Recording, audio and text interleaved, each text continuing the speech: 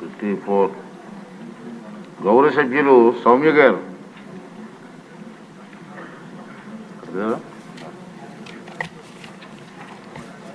ధన్యవాదాలు అధ్యక్ష.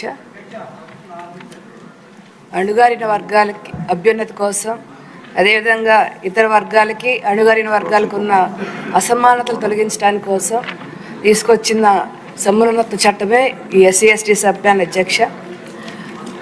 దళితుల అభ్యున్నతి కోసం ఎన్నో ప్రణాళికలు రూపొందించినా కూడా ఆ ప్రయోజనాలు ఆశాజనకంగా లేకపోవడంతో 1989లో కేంద్ర ప్రభుత్వం ఈ చట్టాన్ని తీసుకొచ్చింది అధ్యక్ష. ఇది రాజ్యాంగం దళితులకు కల్పించిన హక్కు అధ్యక్ష.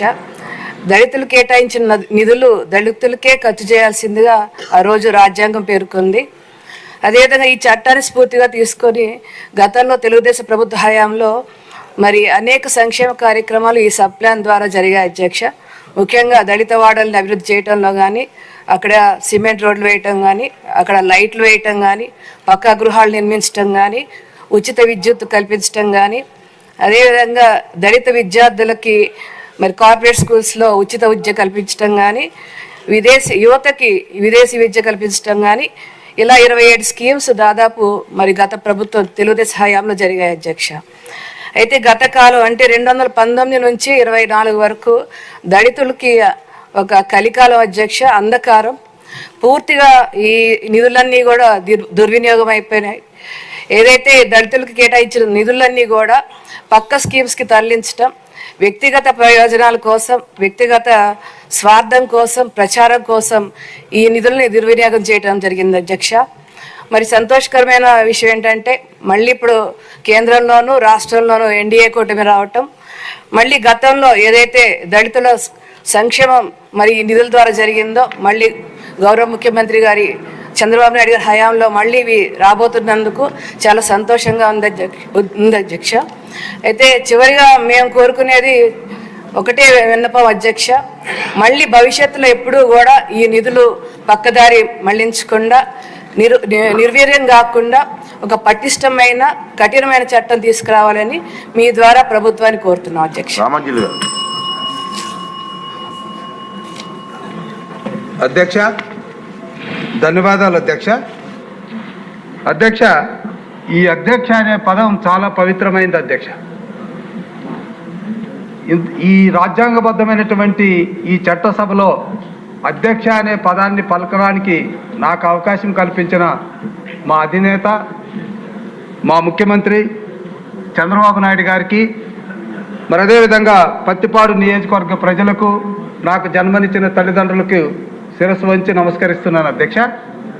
అంతేకాకుండా జనాభాలో 17% పైగా ఉన్నటువంటి ఈ ఎస్సీల యొక్క బాగోగుల గురించి 35 సంవత్సరాల పరిపాలన అనుభవంతో పాటు సుదీర్ఘమైనటువంటి పరిశోధన ద్వారా వాళ్ళ స్థితిగతుల మీద 75 సంవత్సరాల స్వతంత్ర అనంతరం కూడా వాళ్ళ ఆర్థిక విషయాల్లో కానీ, సామాజిక విషయాల్లో కానీ, రాజకీయ విషయాల్లో కానీ ఇతర వర్గాలతో పోల్చుకుంటే ఇంకా ఎందుకు వెనకబడి ఉన్నారు అన్నటువంటి విషయం మీద పరిశోధన చేసి డాక్టరేట్ పొందినటువంటి నాకు ఎస్సీ అభ్యున్నతి మీద, సబ్ ప్లాన్ మీద మాట్లాడే అవకాశం కల్పించిన మీకు నా ధన్యవాదాలు తెలియజేస్తున్నాను అధ్యక్ష.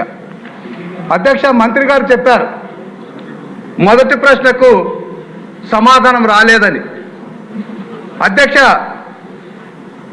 సబ్ ప్లాన్ అనేది 2013 కాంగ్రెస్ ప్రభుత్వం ప్రవేశపెట్టిన చట్టం తయారు చేసిన, దాన్ని పకడ్బందీగా అమలు చేసింది 2014 నుంచి 18 మధ్య తెలుగుదేశం ముఖ్యమంత్రి చంద్రబాబు నాయుడు గారు అధ్యక్ష.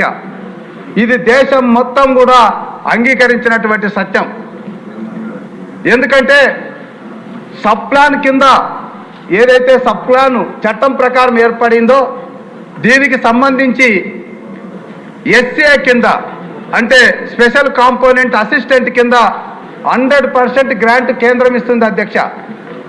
అదేవిధంగా స్పెషల్ కాంపోనెంట్ ప్లాన్ కింద రాష్ట్ర బడ్జెట్ నుంచి నిధులు కేటాయించబడతాయి అధ్యక్ష.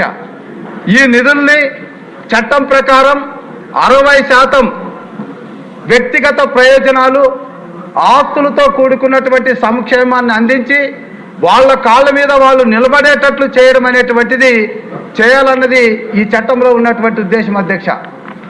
అయితే 40% ఇన్ఫ్రాస్ట్రక్చర్ గ్రామాల్లో ఇతర వర్గాల వాళ్ళ కాలనీల్లో ఏ రకమైనటువంటి ఇన్ఫ్రాస్ట్రక్చర్ ఉంటుందో అలాంటి ఇన్ఫ్రాస్ట్రక్చర్ని ఎస్సీ కాలనీల్లో కూడా ఏర్పాటు చేయాలని నిర్దేశించినటువంటి చట్టం అధ్యక్ష.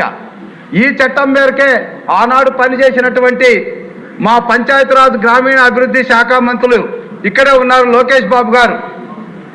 సిమెంట్ రోడ్లు వేసేటప్పుడు ఈ రాష్ట్రంలో 25,000 కిలోమీటర్లు సిమెంట్ రోడ్లు వేసినప్పుడు మొట్టమొదట ఎస్సీ కాలనీలో స్టార్ట్ చేయాలని చెప్పి 5,776 కిలోమీటర్లు సిమెంట్ రోడ్లు ఎస్సీ కాలనీలో వేసినటువంటి ఘనత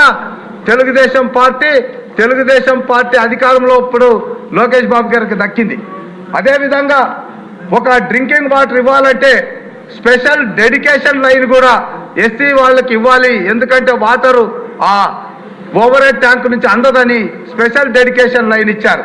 అదేవిధంగా ఆనాటి ముఖ్యమంత్రి చంద్రబాబు నాయుడు గారు ఎస్సీలకు సబ్ ప్లాన్ నియమ నిబంధనలను అనుసరించి ఇల్లు కట్టుకునే విషయంలో 50,000 రూపాయలు అదనంగా అందించారు మిగతా వాళ్ళతో పోల్చుకుంటే. ఇవన్నీ ఎందుకు చేశారు అంటే అక్కడ వాళ్ళకు ఉన్నటువంటి ఇన్ఫ్రాస్ట్రక్చర్కి క్రియేట్ చేసేటటువంటి విషయంలో 40% పాటించాలి కాబట్టి. అధ్యక్ష, ఇది ముఖ్యమైనటువంటి అంశం అధ్యక్ష. జనాభాలో 17% పైన ఉన్నటువంటి ఎస్సీలు 2019-24 మధ్య ఎంత వివక్షకు గురయ్యారో, ఎంత అన్యాయానికి గురయ్యారో, వాళ్ళ భవిష్యత్తుకి ఎంత అంధకారం జరిగిందో అన్నటువంటి విషయం తెలియజేయాల్సినటువంటి అవసరం ఉంది అధ్యక్ష. ఒక దళిత ఎమ్మెల్యేగా ఇందులో పిహెచ్డి చేసినటువంటి అభ్యర్థిగా నాకు కొంత సమయం ఇవ్వండి అధ్యక్ష. అసలు అధ్యక్ష, రామజీనాథ్ గారు ప్లీజ్. తెలుగుదేశం పార్టీలో 3,000 ఎకరాల భూమి. 1 minute అండి. ఇంకా సిగ్నేచర్ చేసిన సేమ్ క్వశ్చన్ లో సిగ్నేచర్ చేసిన ఉన్నారు అంటే వాళ్ళకి కూడా అవకాశం ఇవ్వాలి మీరు. అనుసరించి తెలుగుదేశం పార్టీలో 3,000 ఎకరాల భూమి కొనుగోలు చేశాం. మరి ఈరోజు మంత్రి గారు చెప్తున్నారు 58,000 కోట్లు ఖర్చు పెట్టారని. మరి 58,000 కోట్లలో 1 ఎకరం భూమి కూడా ఎస్సీలకు ఎందుకు ఇవ్వలేదు వైసీపీ ప్రభుత్వం? అదేవిధంగా ఆ రోజు 7,750 ఇన్నోవా వాహనాలు ఇచ్చాం. అదేవిధంగా 650 జేసీబీలు ఇచ్చాం. మరి అదేవిధంగా 7,500 పవర్ ఆటోలు ఇచ్చాం. వాహనాలకు యజమానులు చేశాం. మరి ఈరోజు 58,000 ఖర్చు పెట్టినటువంటి వైసీపీ ప్రభుత్వం ఒక్కరిని కూడా వాహనాలకు ఎందుకు యజమాని చేయలేదు? అంటే దళితులు రైతుగా మారకూడదా? కూలీగానే ఉండాలా? వాళ్ళు యజమానులుగా మారకూడదా? వాళ్ళు డ్రైవర్లుగానే ఉండాలా? వాహన మిత్ర ద్వారా 10,000 ఇచ్చినటువంటి వైసీపీ ప్రభుత్వం ఆనాడు 22 లక్షల రూపాయలతో ఖరీదు చేసినటువంటి ఇన్నోవా కార్లు ఎందుకు ఇవ్వలేకపోయింది? అధ్యక్ష, నా ఉద్దేశం ఏమిటంటే ఏదైతే వైసీపీ ప్రభుత్వం వివక్షత చూపిందో, ఎస్సీ ఎస్టీ అట్రాసిటీస్ యాక్ట్ అనేది ఏదైతే ఉందో, వైసీపీ ప్రభుత్వం నడిపినటువంటి నేతల మీద, దానికి సహకరించినటువంటి అధికారుల మీద, ఎందుకంటే 30,000 కోట్ల రూపాయలు దారి మళ్లించారు. చట్టం ద్వారా లభించినటువంటి నిధులు రాజ్యాంగ ప్రకారం హక్కుగా పొందాల్సినటువంటి దళితులకు కాకుండా చేసినటువంటి వారిపైన ఎస్సీ అట్రాసిటీస్ యాక్ట్ ప్రయోగించాలని నేను మీ ద్వారా మనవి చేసుకుంటున్నా. రోషన్ కుమార్ గారు.